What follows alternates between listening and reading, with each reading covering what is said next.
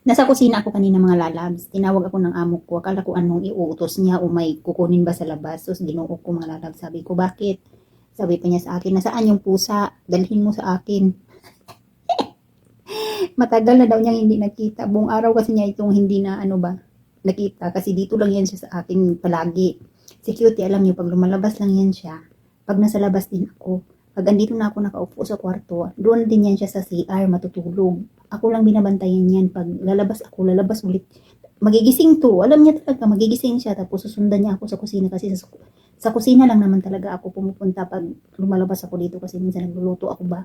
Minsan din tinatawag ako ng amo ko na may kukunin sa labas. Ayan, sasama na yan siya, nakabuntot, mag-aabang na yan siya doon sa may pintuan. Magugulat na lang ako pagbalik ko, nandun na siya, nakatingin lang siya sa pinto. No, langga no. Oh, ganyan siya.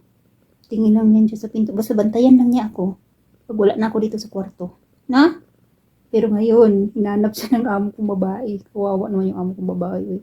Tapos pag bit-bit ko na papunta sa kanya, sabi pa ng amo ko, ba't hindi ka nagpunta sa akin? Ba't hindi ka nagpunta?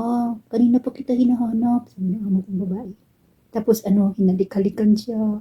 Grabe ang halik-halik ng amo ko sa kanya. Tingnan niyo. Tapos sinabihan ko pala yung amo ko na naligo yan siya nung isang araw. Kasi hindi alam ng amo kong babae na pinaliguan ko to. Yung amo lang lalaki ang nakakita sa amin dalawa. Yung sabi nga ng amo kong lalaki na very good daw, very good kasi malinis na daw siya. Pero malinis naman talaga to siya, hindi naman to siya mabaho. Kaya ngayon, alam na ng amo kong babae, yun. Grabe ang halik-halik. Grabe ang halik-halik lang ga. Saan kayo nalikan? Ha? Nalikan siya dito, gililamutak ang iyang dagway. Saglit lang siya mga lalabs doon. Hinatid ko siya ngayon, nakahiga na ako dito, andito na. Ang bilis na. Sinabihan na siya ng amo ko, ba't saan ka pupunta? Ginanon na. Kasi umalis na siya. Bakit daw hindi mag-stay doon sa amo ko? Wala talaga to si Cutie. Ayan. Basta alat niya na nakahiga na ako, automatic na yan siya. Ganyan. Itong forma natin ngayon, hindi pa kami tapos sa trabaho. Naghiga lang ako kasi masakit yung likod ko ba. Tingnan niyo siya. Alas 8 pa kasi, alas 10 kasi kami matatapos ang trabaho ko.